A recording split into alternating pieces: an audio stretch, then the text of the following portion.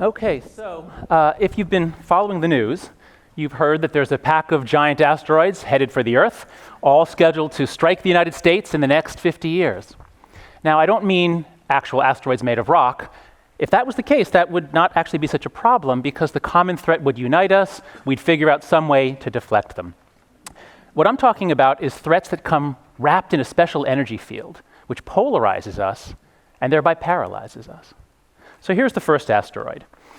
In March, I went to the TED conference, and I saw the NASA scientist James Hansen speak about the coming global warming apocalypse. The predictions that Hansen made in the 80s are coming true. This graph shows the expectations for how global temperatures will rise. Hansen said that if we get the upper lines, which is the default, if we just keep going the way we're going, we'll get a 4-degree centigrade rise in surface temperatures, and that will lead, he predicts, to a 5-meter rise in sea levels. This is what 5 meters would look like. Low-lying cities all around the world will have to be abandoned, and that will happen within the lifetimes of children born today. He ended his talk with these words. He said, "Imagine a giant asteroid on a direct collision course with Earth. That is the equivalent of what we face now. Yet we dither, taking no action to divert the asteroid, even though the longer we wait, the more costly and more difficult it's going to be." All right, so that was suitably scary. I was thinking about that all the way home. And then the next week, I came here to Washington to go to a dinner party where I knew that I was going to meet a number of conservative intellectuals, including Yuval Levin. So to prepare for that dinner, I read this paper by Levin called Beyond the Welfare State, and reading it was like listening to Hansen's talk. Levin writes, "All over the world, nations are coming to terms with the fact that the social democratic welfare state is turning out to be untenable and unaffordable, dependent upon dubious economics and the demographic model of a bygone era." All right, now that might not sound as scary as an asteroid, but look at this graph that he showed. This shows the federal debt as a percentage of GDP over time. So you see the big spikes up for all the wars that America has fought, the Revolutionary War. We have to borrow a third of our GDP, a huge debt. We pay it off, pay it off, pay it off. Oh, Civil War. Again, we have to borrow up to a third of our GDP, pay it off, pay it off. There's World War I. Now, World War II, coming on the heels of the Great Depression, was extremely expensive, about 115% of GDP, really an astronomical debt burden for a nation to have. But it was an exceptional time. We pay it off until, what's this? Why are things rising since the 70s? Part of it is tax cuts, but most of it is entitlements, and especially for the elderly. And the baby boomers haven't even retired yet. Levin's point is that when the baby boom retires, this is data from the CBO, their most realistic forecast, this is what's going to happen to us if we go on the way we're going. So this is the second asteroid. Now on this one, it's the left which is in denial. The right has been screaming about this since the 60s, and the left says, it's not a problem, we can just make the rich pay a little more, and that will solve the problem, but it won't. All right, now, you might notice that these two graphs are actually the same graph. I mean, not the X and Y axes, but here's what they both say. They both say, we are doomed, we are facing doom. What is wrong with you people in the other party? Why are you so blind? If you're not going to help, then get the hell out of the way. So these two problems are actually both fixable. Technically, we have the ability to solve both of these problems. But our tragedy is that in these hyper-partisan times, the mere fact that one side says, look, there's an asteroid, means that the other side goes blind. It says, huh, what? I don't see it. To solve this problem, we're going to have to learn more about our moral psychology and why this happens to us. So I study moral psychology. I'm a social psychologist. And one of the most important principles of moral psychology is that morality binds and blinds. So here's how to think about it. Large-scale cooperation is very, very rare in nature. This is a beehive. This is a giant termite mound. And when you find this, nature only has one way to do this. All the organisms there are children of a single queen. So they can't breed themselves, but they're all in the same boat because they're family. There's only one species on Earth that can do massive cooperation, that can build giant things like this without kinship, and of course, that's us. So this is ancient Babylon, and this is Tenochtitlan. How did we do this? how did we go from hunter-gatherers running around in the forests to this in just a few thousand years? What is the glue that held us together if it wasn't kinship? Well, the answer is shared sacredness. Actually, if you look back at these images, you'll notice that temples and gods played a really large role in the ancient world in creating civilization, in creating a moral community, a moral order that could constrain people and get them to work for the common good. People love to circle around sacred objects and principles. This is an image of Muslims at prayer in Mecca. They circle the Kaaba, a sacred stone. They circle it, bow towards it. And when they circle, it's as though it generates an electromagnetic force. Like when you move a wire through a magnetic field, it generates electricity. And as people circle, it binds them together. We circle around all kinds of things that we sacralize. And it seems to turn on a kind of a moral electromagnet. But even as this electrical field binds us together, it blinds us. It makes us divide the world into good and evil. We are good, they are evil. And this is almost always a gross distortion of reality. You can see the electromagnet operating in the US Congress. This is an amazing graph. This shows the degree to which the two houses are polarized along the left-right dimension. If you know where people are left-right, can you perfectly predict their votes? And what we see is that in the years after the Civil War, Congress was really, really polarized. The red line is the House, the blue is the Senate. Both houses are incredibly polarized in the decades after the Civil War. Then, after the First World War, we go through a long period of really historically low, almost anomalous bipartisanship. But then the electromagnet turns back on. In the 80s and 90s, things get much more polarized. It used to be that congressmen could socialize, liberals, conservatives, moderates, they could all mix together. They could work together. They could form bipartisan committees. But as the electromagnet heated up, as the current heated up, it ripped them apart. No more fraternizing. Fraternization, friendships are discouraged. And now, retiring members say it's like gang warfare. Anybody notice in two of the three debates, Obama wore a blue tie and Romney wore a red? Do you know why they do that? They do that so that the Bloods and the Crips will know who to vote for. Yeah. Okay. Now, the polarization among the elites is really, really bad. Some political scientists say it's only the elites, it's not the people. But in the last 10 years, actually, evidence has emerged it is the people. It is us. Take a look at this data. This is data from the American National Election Survey. They ask how you feel about various groups in society. And some of the groups are the Democratic Party and the Republican Party. So the blue line here shows how Democrats feel about the Democratic Party. How warm or cold do you feel? 100 is very warm, 0 is very, very cold. And not surprisingly, Democrats like Democrats. And Republicans like Republicans. That's not a surprise. But look at how they think about the other party. The surprising thing to me is that if you look at this, from the Carter administration through the Clinton administration, well, sure, the numbers are lower, but they're not terrible. They're in the 40s on a 100-point scale.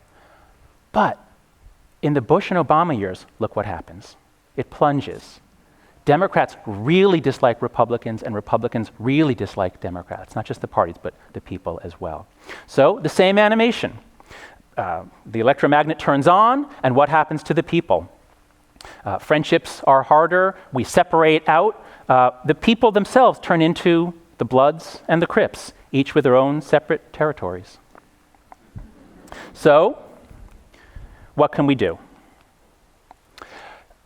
The causes of this polarization are really complicated. There are a lot of them, and some of them we can't reverse. We'll never get back to the really low levels of the 40s and 50s, but I think we can get back to maybe the levels of the 80s. Might not seem so great, but compared to today, that was a pretty halcyon time.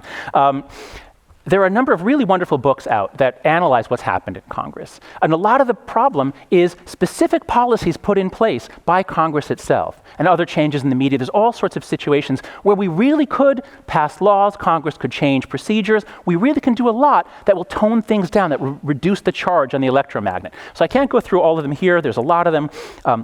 But drawing from those books, I'm just listing 3 categories of interventions, 3 places where we could really do something to turn down the current.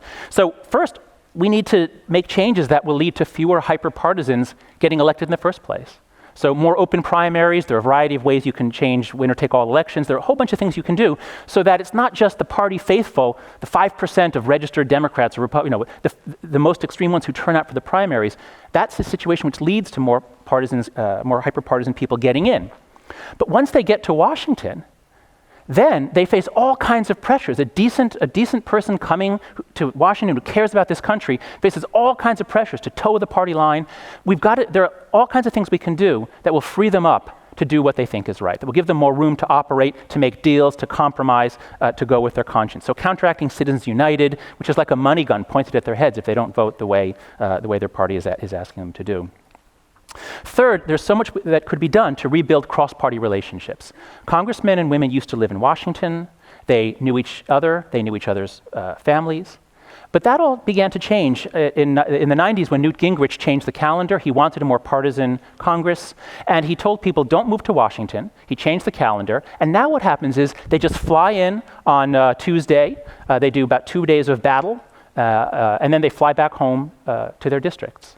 So they don't get a chance to meet off the battlefield. But a simple change to the calendar would make them spend more time in Washington where they actually could meet. They could know each other the way it's always been in the past. So there are a lot of things we could do, but who's going to make them do it? Well, there are some groups, there's some wonderful groups, No Labels and Common Cause, that are pushing for these reforms. I love these groups, I really support them. And I want to just contribute an idea which I think will help push along their agenda. Here's the idea. Nothing brings people together like a common threat, a common attack.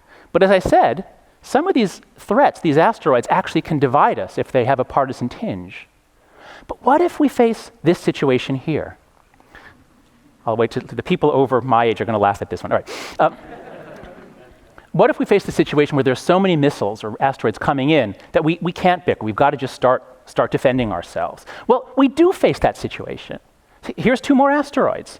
Everybody's seen a version of this graph in the last year, right? This is a graph that shows the percentage of increased wealth that has gone to the top 20% in the orange line and the top 1% in the red line. We've all seen this since Occupy Wall Street. The left has been screaming about this for decades now, about rising inequality. It's associated with so many problems and bad outcomes for society. One of the biggest ones, I think, is just that when people pull apart like this, we don't trust each other, we don't care about each other, we don't work together. We can't solve our problems because of this separation. The left's been screaming about it, the right is in denial. They say it doesn't really matter. But why is this happening? Why is the top 5th pulling away? Well, the answer, or part of the answer, there's many, but one part of the answer is the 4th asteroid. This graph shows the way that non-marital births have increased since the 1960s.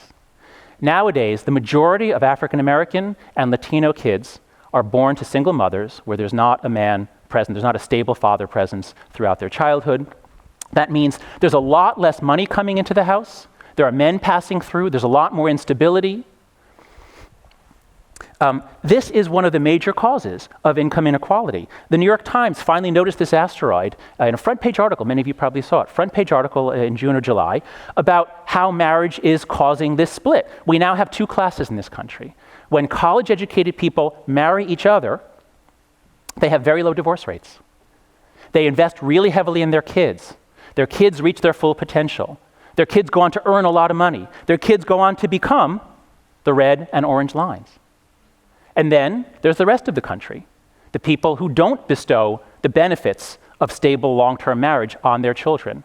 Those children don't get as much in the way of resources, they don't get as much in the way of stability, they go on to become the bottom lines, more likely. Now, I think this is a very good argument for legalizing gay marriage myself. Marriage generates such incredible positive externalities for the kids, for society. The more marriage, the better, as far as I'm concerned. But my point is that if you care about either of these issues, you should care about the other. If you care about rising inequality, you might want to consider teaming up with a Christian organization that's working to promote marriage, even if that means using religion to promote marriage. But it's not easy to promote marriage. You're going to run smack into the obstacle that women don't want to marry men who don't have jobs. So if you care about rising inequality,